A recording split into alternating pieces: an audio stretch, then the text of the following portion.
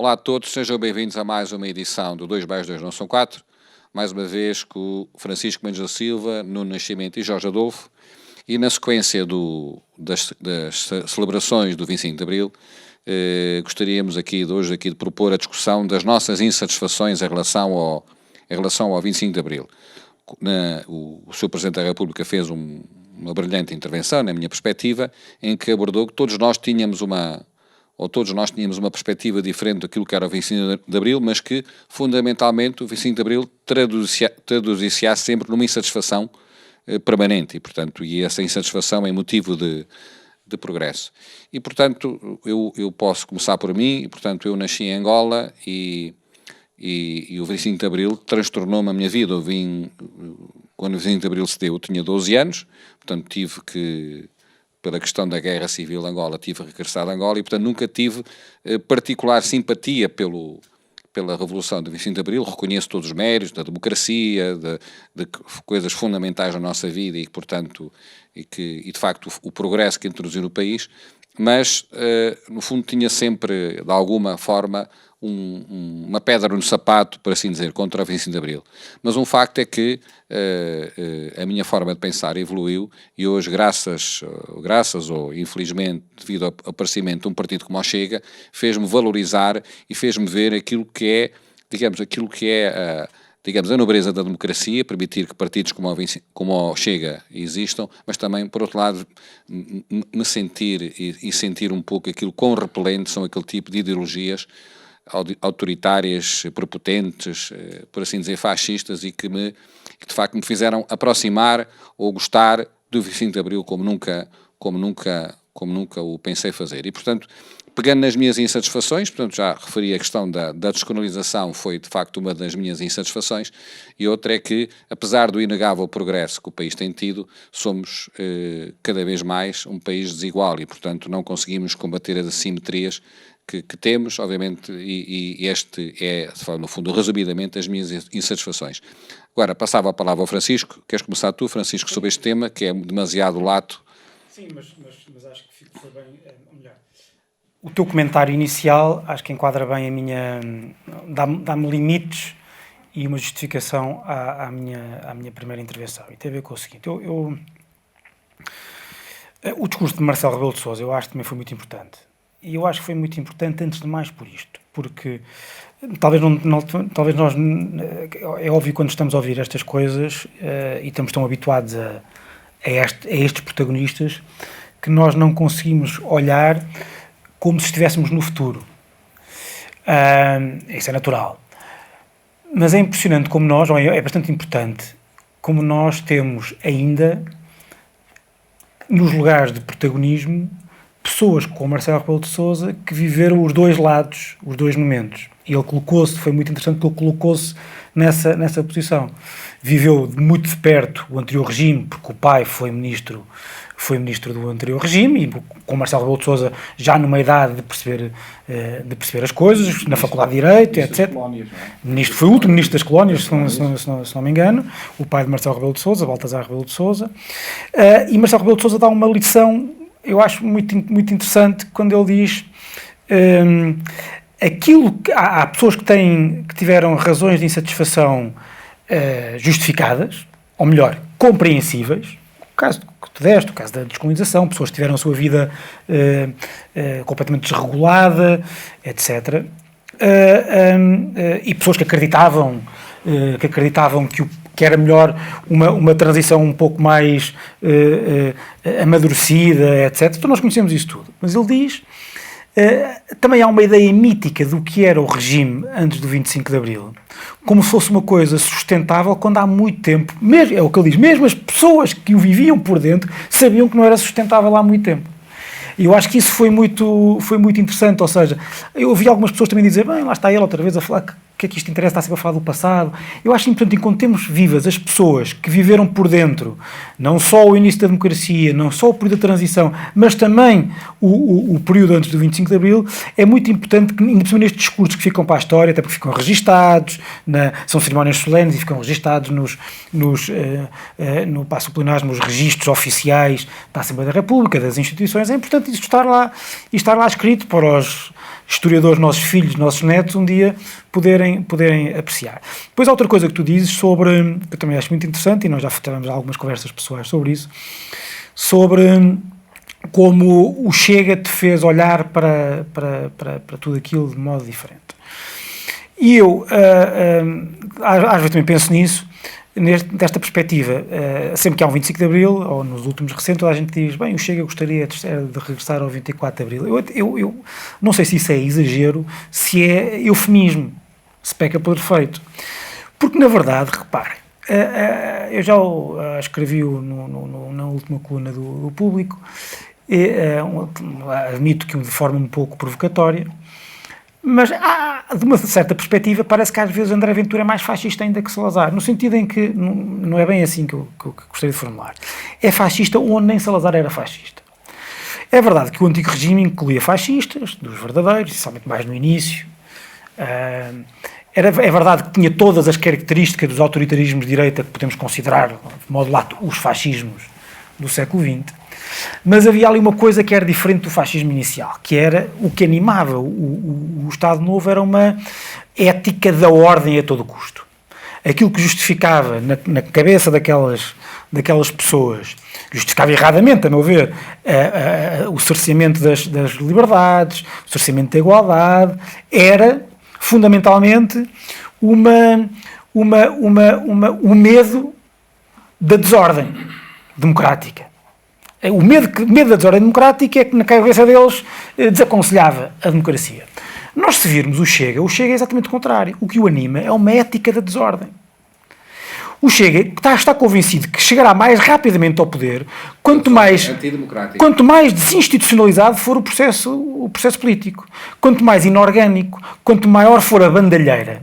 Não é por acaso que aquele discurso do André Ventura, que é um discurso virulento, o discurso do 25 de Abril, improvisado, é muito ilustrado com a bandalheira que eles criaram na sessão do Lula e também com a manifestação cá fora, porque o Chega acredita, aquela coisa do... Não é só uma tirada, é uma tirada profundamente ideológica, aquela coisa do... um Parlamento com 100 deputados chega e sobra. É de quem não gosta do Parlamento. Quem dá mais importância à rua do que ao Parlamento. E isto o Jorge há bocado antes de gravar, estamos a falar disso, é o Marinetti, é o futurismo italiano, é o início dos fasci de combatimento há 100 anos do Mussolini. Mas só agora para dizer mais uma coisa sobre outro comentário, um comentário que também fizeste. É verdade que a democracia, há muita insatisfação na democracia. Mas aqui é preciso dizer 2 ou 3 coisas. Primeiro, vai haver sempre insatisfação, faz parte da natureza humana. E faz parte da natureza humana, insatisfação. Mas é precisamente quando não deixa de haver insatisfação, pelo menos uma insatisfação ativa, que as civilizações começam a sua decadência. Porque a insatisfação é que é o combustível da transformação, da mudança e do progresso. E é por isso que a democracia é mais perfeito, um regime mais perfeito que os outros. Porque é um regime que está montado para que a insatisfação tenha um enquadramento e uma reprodução política. E o grande problema hoje em dia, mesmo para finalizar esta intervenção, é que a nossa democracia está cheia de insatisfação, mas não parece dar respostas no imediato. Em primeiro lugar, porque parece não haver uma alternativa evidente, uma alternativa material, política, de partidos que estejam organizados e que nós percebamos que há ali uma interpretação coerente dos problemas do país e de quais são as soluções para esses problemas do país. E, por outro lado, mesmo que houvesse, não quer dizer, nós estamos nesta situação em que temos um governo início de ciclo, mas que está em fim de ciclo. Porque é uma maioria absoluta depois de 7 anos, ainda falta um governo a cair aos pedaços e ainda faltam quase 4 anos para o governo terminar. E eu acho que isso é que é um problema. E a democracia não pode... Eu percebo também o discurso, eu percebo aquela evidência que o Presidente da Assembleia da República exprimiu, que não é por um governo governar mal que se vai dissolver a Assembleia da República, mas o Presidente da República também lhe respondeu com outra evidência, que é a duração legal dos mandatos não pode ser uma obrigatoriedade e uma obrigatoriedade sacramental que se impõe há degradação evidente e crescente das condições de legitimidade e capacidade do governo. Não, e agora, com o exemplo da chamada desordem democrática, né? Portanto, eu penso que a seguir ao Galamba como ministro, era como ministro dos negócios estrangeiros e, portanto, penso que seria uma garantia de estabilidade para o país e, portanto, de estabilidade governativa. Mas um dos aspectos, e se calhar era bom falarmos sobre isso, pelo menos a nível local ou a nível regional, o 25 de Abril não foi capaz de gerar uma sociedade civil forte. Isto é, temos uma sociedade civil prisioneira dos partidos, não é? E subjugados aos interesses dos partidos e à lógica dos partidos. Os partidos subjugados ao Estado, dependentes do Estado, e o Estado dependente desses partidos. E nós não fomos, problema. nós não fomos capazes, excetuando alguns movimentos de cidadãos e de candidaturas que possam aparecer, nós não fomos capazes de gerar, parece-me a mim, uma sociedade civil forte que discuta, que cria mecanismos de intervenção e que estamos demasiado limitados àquilo que são os partidos e os interesses dos partidos e depois aos interesses daquela cadeia de comando que faz parte das... Sim. Uma questão engraçada que é bem demonstradora dos extremos e que justifica muito aquilo que é a nossa fraca participação e o fraco nível, digamos assim, de desenvolvimento de cidadania e de participação democrática dos cidadãos portugueses. Em 1973, cerca de 90% do produto interno bruto estava nas mãos de menos de 10 famílias. Menos de 10 famílias em Portugal tinham a seu cargo cerca de 90% do produto interno bruto. No fim de 1976, 97% do produto interno bruto estava nas mãos do Estado. Nós sabemos todos o que aconteceu. Sim, foi a ineficiência, o despesismo, a decapitação de uma geração preparada, o controle do Estado, tudo e mais umas botas e arredores, e o que aconteceu? O enfraquecimento de tudo o que era a iniciativa privada, o desenvolvimento pessoal, o reconhecimento do mérito, do risco e uma carga ideológica naquilo que era a participação, que foi diluída no tempo. Mais, como o Estado ganhou um peso tal, não só na economia, graças a Deus, fomos evoluindo e voltámos a privatizar, mas em tudo o resto, as instituições, nós vamos ver as IPSS, só andam se tiverem uma mão à frente e outra atrás, e a mão à frente é virada à espera que o Estado ajude. Não há cultura em Portugal. Não há mecenato. Porquê? Porque também não há condições, nem empresas que cheguem, nem dimensão que cheguem para fazer mecenato. Não há saúde sem termos a velha questão ideológica de são privados ou são públicos. Mas o Estado recusa-se a pagar aos privados o mesmo que paga aos públicos. Ou seja, quando nós temos uma lógica completamente virada do avesso naquilo que é o reconhecimento do indivíduo, nós não podemos esperar que depois o indivíduo tenha participação. Quando nós não temos mecanismos nenhuns evidentes, claros de participação, que não seja as eleições periódicas, nós ficamos sempre condicionados a esta gestão da sondagem, a ver quantos casos aguenta cada maioria, em vez de estarmos a tentar perceber se a nossa sociedade se mobiliza para desígnios e para causas importantes. Ainda assim, a democracia é o melhor que nos podia ter acontecido. Aliás, só um regime democrático e a liberdade de expressão e o direito à diferença é que permite que haja coisas como o Chega. Agora, a questão é, se a democracia permite esta diferença de opinião e permite a chegada de partidos como o Chega, é preciso perceber que a democracia também não se basta e não é suficiente se permite que a demagogia e o populismo cresça dentro da própria democracia. E a questão é, se o populismo destrói esta democracia, nós só temos uma forma de resolver isto. É aumentar a capacidade e a participação dos cidadãos, é assegurar que há mais força no voto, mais voto popular. Ou seja, que as pessoas se não possam demitir como nós nos demitimos recorrentemente do voto, que é para haver mudança. A questão é, a mudança é aquilo que mais motiva o voto.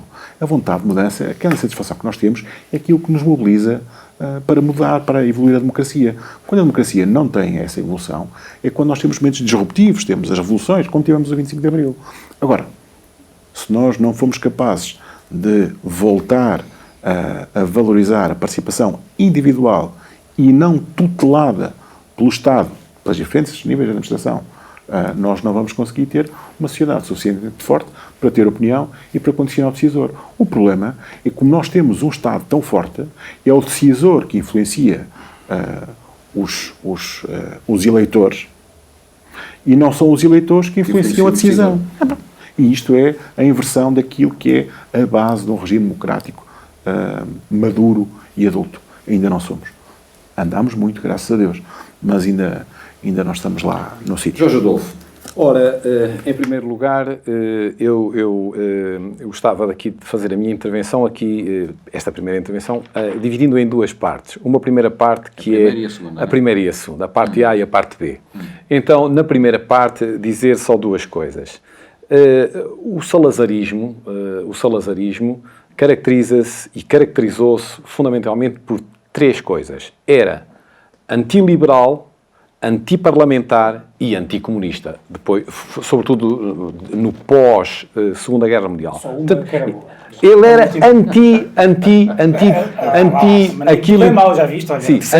aquilo que vocês defendem. Ele era antiliberal e antiparlamentar. Claro que era. Portanto, O condicionamento industrial manifestou-se naquilo que o Nuno há pouco disse, que é, havia 10 famílias que concentravam o domínio do produto interno bruto. Portanto, passámos do 8 para o 80. Mas isso ou para o 90. Vá lá, não era 100%. Mas isso resulta de uma coisa que acontece em todos os processos revolucionários. Que acontece em todo o mundo e ao longo de toda a história. São os períodos revolucionários, que há um radicalismo e que levou às nacionalizações de 75, da banca, do seguro... Espera. Da banca... Não, mas eu já vou. A nacionalização da banca, dos seguros, da energia... enfim, de todos os grandes setores da economia e setores que no fundo, são o motor de tração da economia. Portanto, isso não quer dizer que eu esteja a concordar. Estou a dizer que isso é um processo que ocorreu em todos os momentos revolucionários. Sim, nós temos as transições para a democracia ocorreram por revoluções. Depois em quase todos. É Espanha, o caso da Espanha. A transição, caso... Foi uma transição pacífica, relativamente pacífica. Mas, por exemplo, o caso da Inglaterra, quando há a gloriosa Revolução em 1680, eles mataram-se uns aos outros. Em França, com a Revolução Francesa. Enfim, os exemplos são muitos ao longo da história. E há sempre um processo de radicalismo. A guilhotina também cá chegava no 25 de Abril. Desculpe, não. Se não havia quem travasse aquilo, a guilhotina também cá chegava. Não, mas por outras formas. Sim, claro. E quem é que travou? Aqueles que defendiam um modelo democrático de tipo ocidental, com uma economia aberta de mercado. Liberal. Certo. Liberal no sentido de livre, não liberal. No sentido livre. As liberdades políticas. Que são, exatamente. O primado da justiça, o primado do direito. Portanto, sim, exatamente. E ainda bem que vocês me conduziram para aí, porque esse é um ponto muito importante. Porque eles defendiam, isto é, o PPD-PSD, o PS, o CDS, e, enfim, e outros partidos menores, mas que estavam no espectro político-partidário da época. Defendem a integração europeia. E, a partir daí, então, começa-se a reverter esse processo revolucionário que conduziu aos tais 90% na mão do Estado e com a privatização de muitos setores ou a reprivatização de muitos setores. Portanto, isto aqui, a questão de um partido que anda agora aí, nas bocas do mundo, e isso é o que eles pretendem, é andar nas bocas do mundo. Eles não sabem o que é ser liberal ou antiliberal, porque tanto defendem, são soundbites que enchem muito o ouvido, mas depois são contraditórios. Não é uma ideologia. São contraditórios. O Ventura é a única pessoa, é o único político em Portugal que consegue ser mais rápido e mais prolífico que o nosso Presidente da República é fazer comentários e a tomar posições. Deixa-me pegar aqui numa questão que o Francisco referiu. Verdadeiramente em Portugal, quem foi defensor do fascismo foi o Rolão Preto e os Camisas Azuis. Ele foi o defensor do modelo fascista. Curiosamente, o Rolão Preto foi perseguido pelo Salazar, foi preso e já numa fase, penso que nos anos 70, ele adere à democracia, já no pós-25 de Abril, adere à democracia e penso que até já no período, não tenho a certeza, mas penso que foi Mário Soares, que até chegou a fazer uma aproximação de um certo apaziguamento do período presidencial de Soares. Agora, relativamente, ainda há um outro ponto. Essa questão dos fascismos, que é uma realidade que não... Os fascismos têm características que estão presentes, ou há características atuais no populismo que estavam presentes nesse fascismo. Mas esses homens que lideraram eram homens que vinham das trincheiras. Hitler vinha das trincheiras, o Mussolini das trincheiras, o Gomes da Costa em Portugal das trincheiras, o Churchill, embora agora nos países liberais, o Churchill, o De Gaulle, foram homens que combateram. Onde é que estes amigos andaram? Não andaram nas trincheiras, nem sabem o que é uma caserna. Das caixas de comentários, nem sabem o que é uma caserna. Conhece a violência. Nem sabem o que é uma caserna. Agora, relativamente... Não é fácil, o Facebook, a luta lá... É bastante... Sim, aqui também há trincheiras. Mas são virtuais, Francisco, desculpa, mas são virtuais. Agora, relativamente àquilo que inicialmente foi referido pelo João, a questão da descolonização. Portanto, eram os 3 Ds do 25 de Abril, não é? Que o movimento das Forças Armadas prometeu ao país.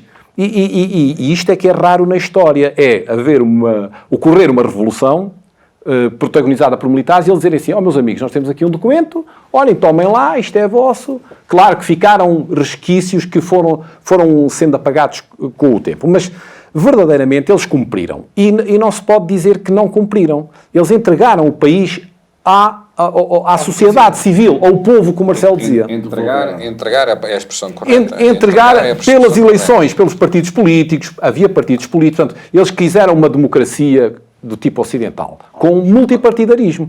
Bom, mas deixa-me dizer-te uma coisa... Estamos a falar da Guiné-Bissau, estamos a falar... Não, isso aí é outro. Pronto, mas eu relativamente à descolonização, deixa-me, já que tu tocaste esse ponto, e eu não quero fugir a esse ponto, que é sempre... Penso que é o ponto mais... que ainda é uma ferida, é uma cicatriz, é aquela cicatriz que fica na perna porque mandámos uma pancada ou no braço e está lá a cicatriz nunca... E de vez em quando dói, não é? Portanto, a questão da descolonização, se nós olharmos para o que aconteceu a todos os países colonizadores depois da Segunda Guerra Mundial, com uma nova ordem internacional, foi de descolonizar os territórios que eram colónias. A Inglaterra descolonizou, a França, de forma até mais dolorosa, a Espanha, a Holanda, a Bélgica, todos. E ficou este cantinho aqui à beira-mar, com um império que se dividia pela África e pelo Oriente, e que a partir de 61 tem uma guerra colonial, que era impossível manter. Nós hoje, e eu dou o exemplo de hoje, relativamente à Ucrânia, por exemplo, à questão da Ucrânia, nós dizemos assim, não há guerras que se ganhem no terreno, é por via política, diplomática, que se tem que resolver as situações de conflito. Ali não havia também solução. Agora, nós gostaríamos é que tivesse sido de outra forma. Claro, porque isso teve uma implicação na vida das pessoas. Nas nossas e dos povos descolonizados, não é? Quer dizer, e na vida Angola das pessoas tornou-se uma cleptocracia, quer dizer, Angola claro. Mas, e olha que todos os países que foram colónias de outros, olha, estamos agora a viver esta situação no Sudão, uma guerra horrível, civil, e todos os países, o Congo, todos os países que foram colónias, se vocês me derem um exemplo de em que não haja, de vez em quando, guerras ou conflitos ou desgraças terríveis, não há. Agora, a questão portuguesa, eu gostaria de o dizer, e porque também até tenho familiares que também vieram de lá, de territórios na altura ditos ultramarinos, não é? Eu gostava de dizer o seguinte, portanto, foi tardia, foi feita num contexto de vulcão, foi uma erupção, foi uma revolução na metrópole e ao mesmo tempo com um programa que implicava a descolonização para resolver a questão da guerra. E, portanto, tudo isso num contexto de Guerra Fria, em que estão os Estados Unidos e a Rússia e a China a despejar armas nos movimentos chamados movimentos de libertação. Tudo isso, nesse contexto, estamos num dos momentos mais quentes da Guerra Fria, os anos 60 e até à primeira metade dos anos 70, e por isso é que a guerra depois continuou, nomeadamente em Angola e em Moçambique. Tudo isso isso escapou aos portugueses, escapou. Era um movimento mais forte do que os portugueses tinham capacidade para administrar.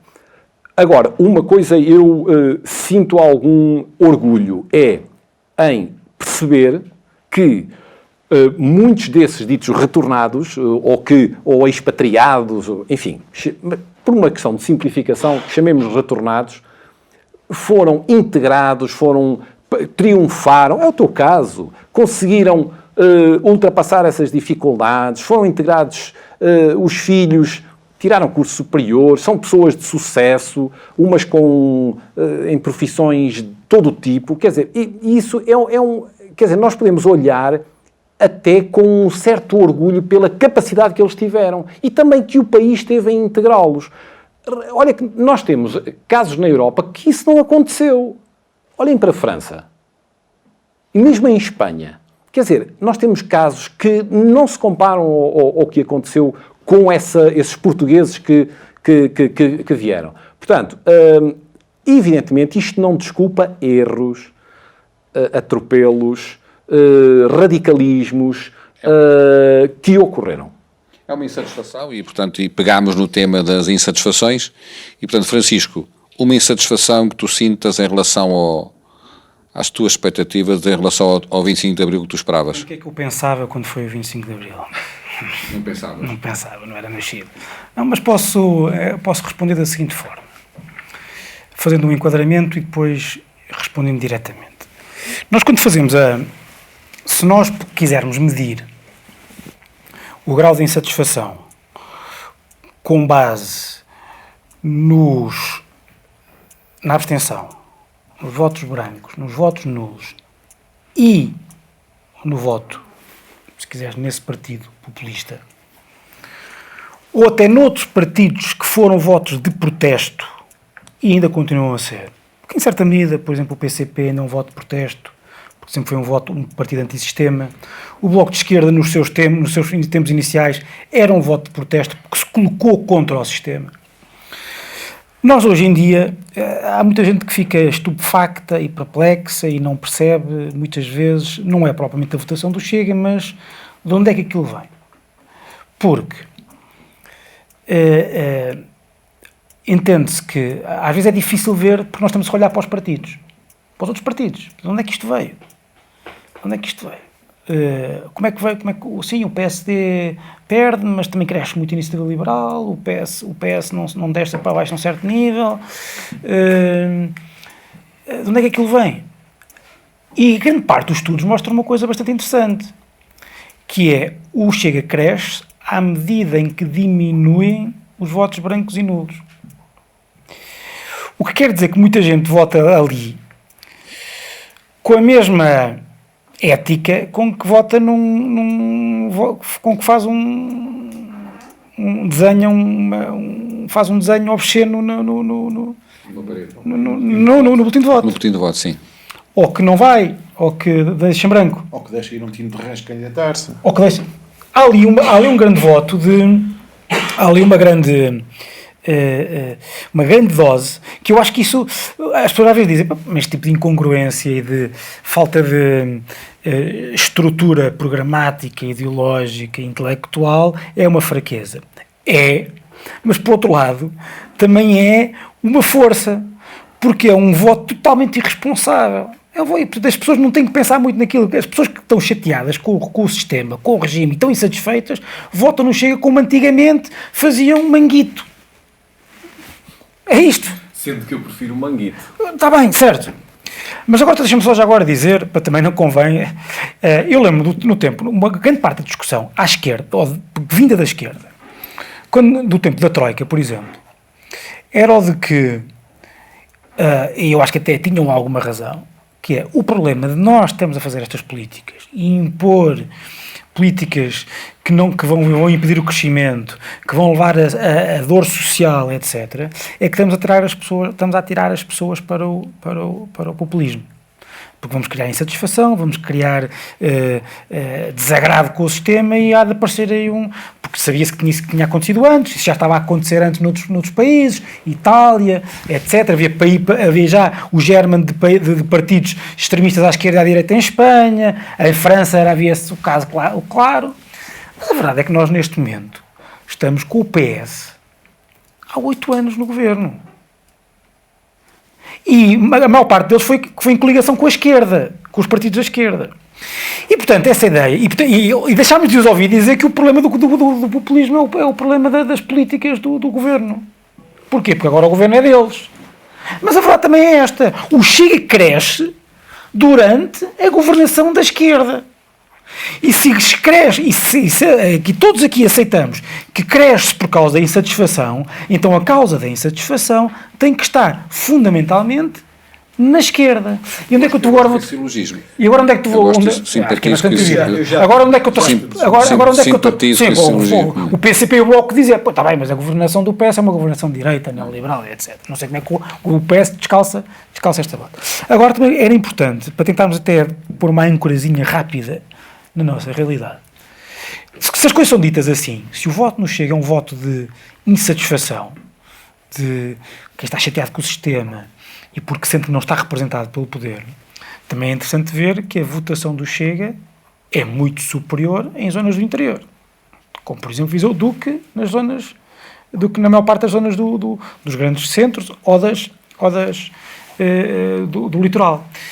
E não é só, a meu ver, porque o Chega é um partido de direita, entre aspas, ou dito de direita, e no interior as pessoas são mais conservadoras. Eu acho que a razão é outra. Isto tem, obviamente, um fundo de verdade, até porque se vê, por exemplo, a queda do CDS, a subida do Chega, isso é verdade.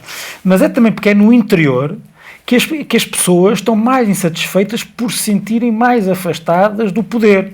Porque o poder voltamos sempre à mesma coisa cá em Viseu, mas é verdade. Quando nós percebemos que o atraso nas vias de comunicação, que esperamos décadas por um hospital, por uma valência de um hospital, por uma via de comunicação... mas já faltam 50 anos para o comboio.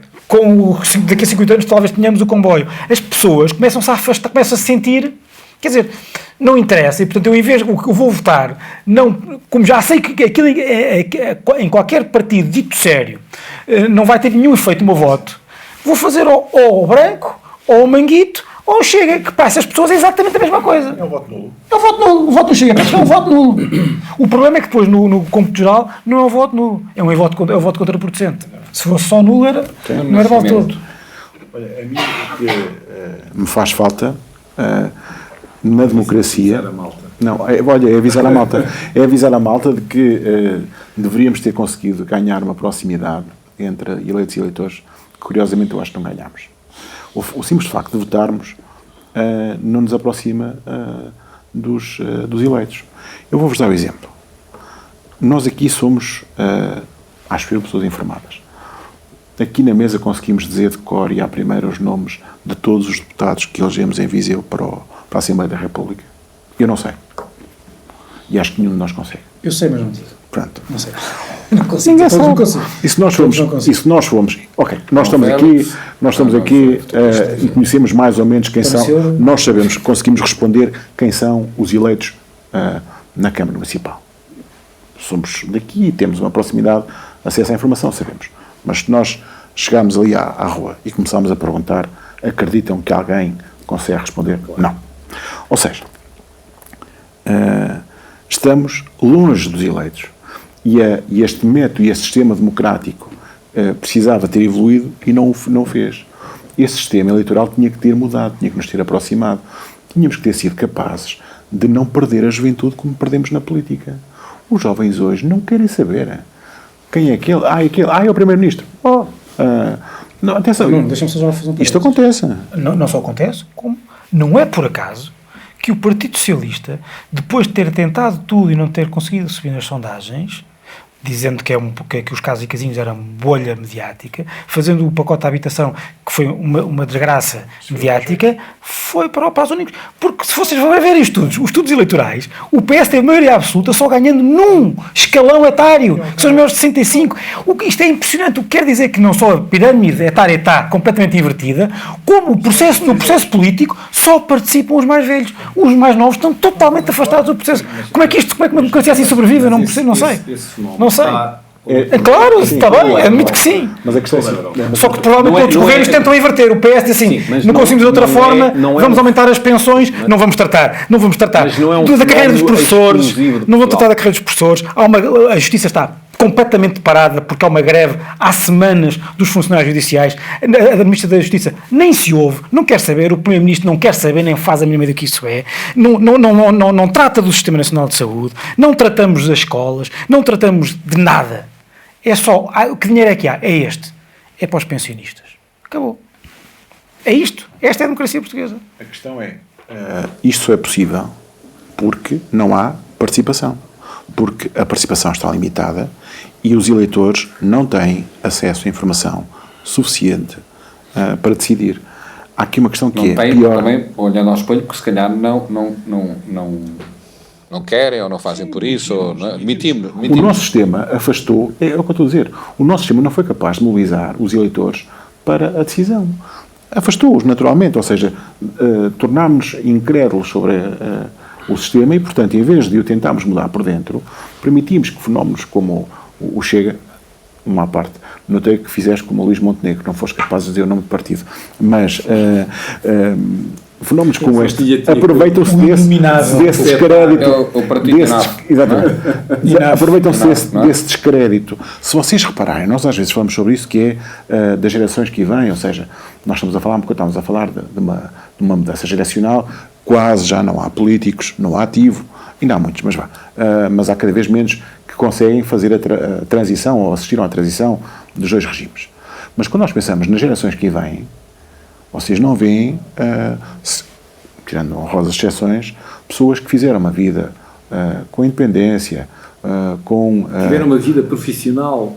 Exatamente. Ou seja, que não é exclusivamente política. A democracia apertou o funil e, portanto, o que nós temos são seguidores, seguidistas, não temos pessoas com capacidade de envolver e de mobilizar a tal sociedade que tem um descrédito absoluto sobre a classe política. Portanto, se me querem dizer o que é que a mim acho que falta agora fazer para melhorar a democracia, aumentar a participação aumenta-se por tornar mais evidente a utilidade do sistema político e isso só se faz com a participação das pessoas e aproximando aqueles que decidem e decidem quem vota, aqueles que são eleitos. Vamos fechar com chave de ouro. Jorge Adolfo, faz favor, diz-nos as tuas... Pedro. Exatamente. Pedro porquê? Eu queria, de alguma maneira, concordo do céu. Concordo com em boa parte com o que disse o Nuno. Concordo em boa parte com o que disse o Nuno. Já lá vou, tenham calma. Eu, como trabalho com jovens de 17, 18, 20, 25 anos, sei o que é que eles pensam da política, porque expressam-no, muitas vezes expressam-no. E há um grande afastamento das novas gerações da vida política, e eu até diria, da vida política participativa, no sentido de ir votar, ter interesse por saber... Não, mas eles têm essa informação disponível. Não se interessam, porque eles vão... têm a informação sobre tanta coisa que não interessa, mas a eles não lhe interessa em boa parte isso. Mas também há bons exemplos. Desculpa interromper, eu não gosto, mas... O que acontece, eu vejo também com os meus filhos, por exemplo. O dia-a-dia deles e mesmo quando estão a ver coisas interessantes, são coisas que não são de Portugal.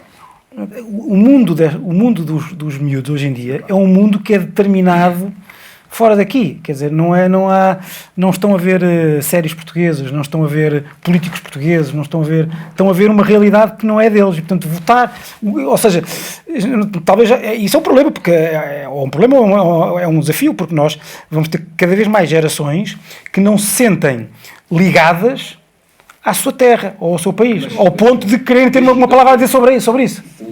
Deixa-me então falar sobre Pedro Passos. Sim, eu tem a ver com isso. Porquê? Porque o Francisco diz que o Chega... Vamos ter uma revelação. Vamos ter uma revelação. Esse partido, cuja primeira letra é um C, e não é o CDS, porque infelizmente, na minha perspectiva, o CDS está como está. Esse partido, disse o Francisco, que sobe quando temos uma governação de PS ou de esquerda, quando foi. Não, a vossa argumentação eles crescem por causa da satisfação e das dificuldades económicas, então se estão a crescer, a culpa é do PS. Então não me deixas falar. Isso é o exemplo do liberalismo, estás a ver? Portanto, quando o Chega sobe, o Chega só sobe com a governação do PS. Então podíamos também dizer, não. O Chega sobe porque não tem, na direita portuguesa, direita democrática, direita liberal, direita social-democrata, não tem um verdadeiro líder que, na minha perspectiva, enfim, na minha opinião, só há um homem que tem essa capacidade de unir toda essa direita democrática, que é o Pedro Passos Coelho. Portanto, não é os líderes que têm passado e que o PS ganhou as eleições porque o povo, o tal povo que o professor Marcelo dizia, o povo é quem mais ordena. O povo é quem mais ordena. E, portanto, o PS ganha. Mas ganha porque há outros que perdem. E esses outros que perdem não tiveram a capacidade de mobilizar o eleitorado, os eleitores, para votarem neles. Portanto, não ver nesta perspectiva, o Chega sobe quando o PS está lá, mas o Chega sobe à custa de alguém. Muitos dos eleitores que votam em Chega são os desculpem a expressão, os gajos da alfama do sketch do Gato Fedorento, são os indignados deste mundo, mas também são aquelas pessoas que estão insatisfeitas com o sistema e como tu disseste... Não confundir o Chega com o seu eleitorado. Exatamente. Portanto, é um voto de... Como noutros partidos há votos de protesto, parece-me que aquilo eles não têm programa, aquilo é uma amálgama de soundbites colados sem grande capacidade. Para terminar. A grande insatisfação. O que não deixa dormir? A minha grande insatisfação. A minha grande insatisfação. Não pode dizer. Não, a minha grande insatisfação. Eu penso que vocês também concordarão. A minha grande insatisfação é ver que há muitos portugueses que não têm um vencimento de acordo com a sua capacidade de trabalho e com a sua dedicação ao trabalho. Penso que a questão salarial se relaciona com outros aspectos, nomeadamente a questão da capacidade, da própria capacidade empresarial, da excessiva